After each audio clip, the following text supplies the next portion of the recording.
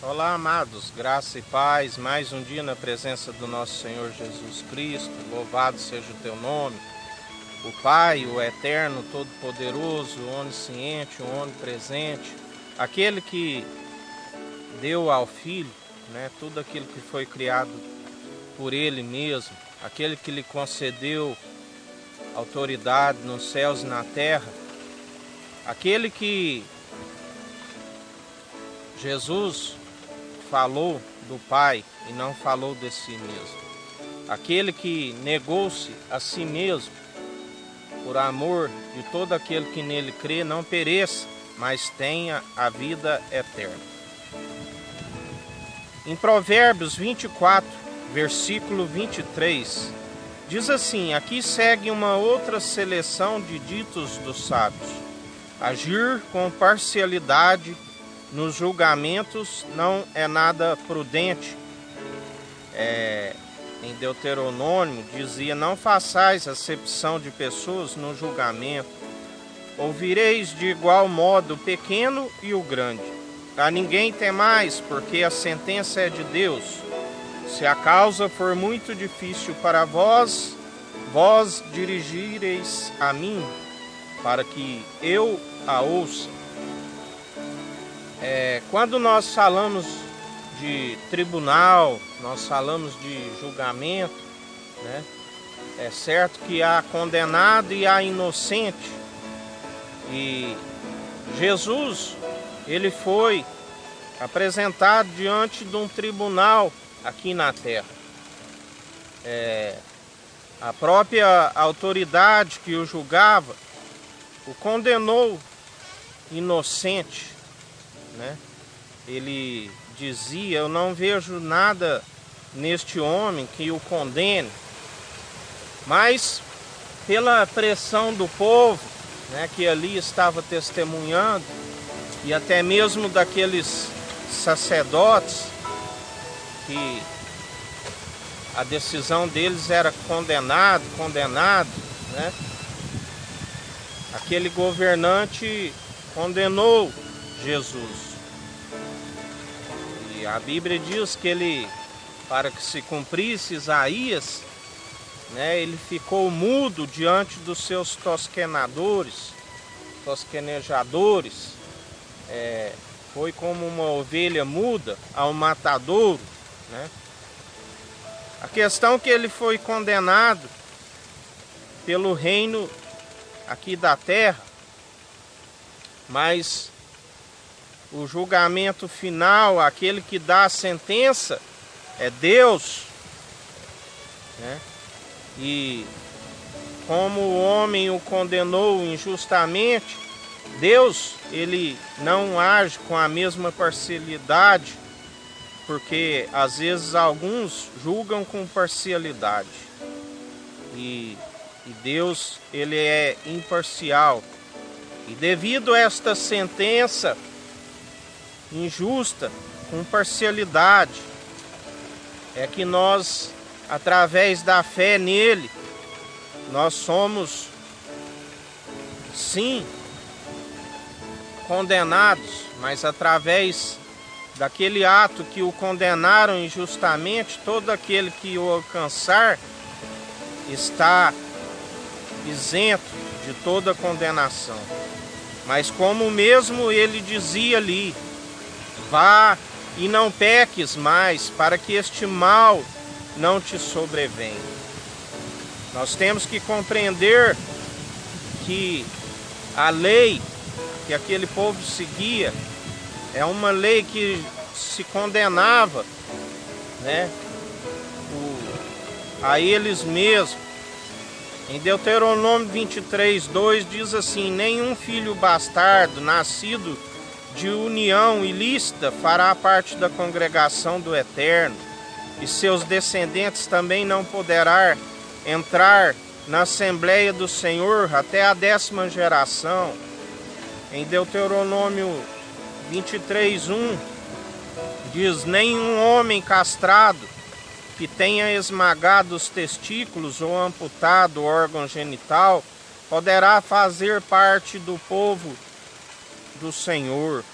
no versículo 3, nenhum amonita ou moabita, até a 10ª geração, fará parte do povo de Deus, o Senhor. Eles deverão permanecer de fora.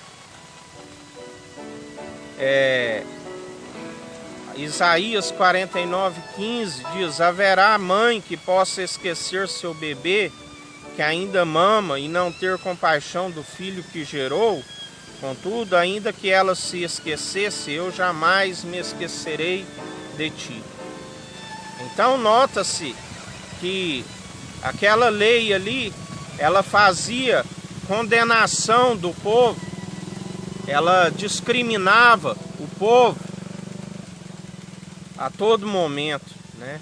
Ela discriminava o povo de fazer parte da própria congregação do Senhor. Nós vemos na Bíblia, né, aquela mulher do fluxo de sangue, aqueles que tinham lepras, os impuros, eles eram proibidos, né, de estar no meio do povo. Mas em Salmos 27:10 diz: ainda que meu pai e minha mãe me abandonem, o Senhor me acolherá. Em Isaías 40:11 diz: como bom pastor, ele cuida do seu rebanho. Nos próprios braços ajunta os cordeirinhos e os conduz no colo. Guia com todo cuidado as ovelhas que amamentam as suas crias. Nós vemos, por isso que sempre digo aos irmãos sobre o sacerdócio da ordem de Melquisedeque. Aquele é onde Jesus Cristo é o sumo sacerdote. O sacerdócio é onde amarás somente o Senhor teu Deus de todo o teu coração, de todo o teu entendimento, de todas as tuas posses. Amarás o próximo como a ti mesmo. Nós vemos aqueles que seguem o Levítico, que seguem esse sacerdócio, existe uma discriminação, né? Um julgamento muito grande em relação aos pecadores, né? Assim como aqueles fariseus ali, aqueles doutores da lei, traziam aquela mulher pega em adultério e dizia: pela nossa lei nós podemos apedrejá-la, né? E Jesus disse: aquele que não tiver pecado, que atire a primeira pedra. A igreja, a finalidade da igreja não é discriminar as pessoas, os pecadores, mesmo porque nós somos o pior deles, mas nós alcançamos graça através de Jesus Cristo, né? Para anunciar as boas novas, que assim como nós fomos redimidos pelo sangue do Cordeiro, aqueles que estão no pecado também podem ser redimidos. O papel da igreja é andar no meio dos pecadores, né? É trazê-los para a presença do Senhor Jesus Cristo, através do nosso bom testemunho, e não fazer recepção de pessoas, não fazer pré-julgamentos, né, com parcialidade. Eu digo pré-julgamento porque o julgamento mesmo será daquele que tem poder e autoridade nos céus e na terra, aquele que diz, né, que quando nós apresentarmos a nossa alma, que é onde está a memória de tudo que nós fizemos, ele vai dizer a muitos: afasta de mim, eu não vos conheço. Então nós temos que sair, né, dessas legalidades da lei, aonde só ficam apontando os erros das pessoas. Pelo contrário, o papel da igreja é acolher aqueles que estão necessitados, aqueles que estão no vício, na prostituição, aqueles que estão sedentos da palavra do Senhor. Então, o que Jesus está nos dizendo hoje, para que a gente vigiai com os pré-julgamentos, com a parcialidade, com a hipocrisia, né? Porque o papel da igreja é acolher almas e não fazer acepção de pessoas e discriminar. O papel é ajudar, é servir aqueles que, por não conheceram ainda da verdade, não foram libertos, né?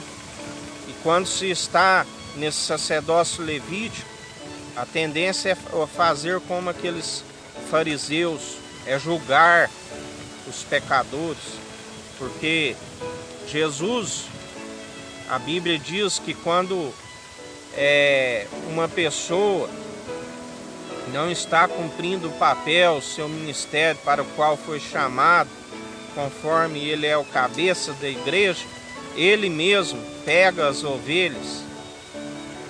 E ai daqueles que se apacentam a si mesmo, ai daqueles que não cumprem o propósito, o chamado que tem em vossas vidas. Assim diz o Senhor. Amém, amados?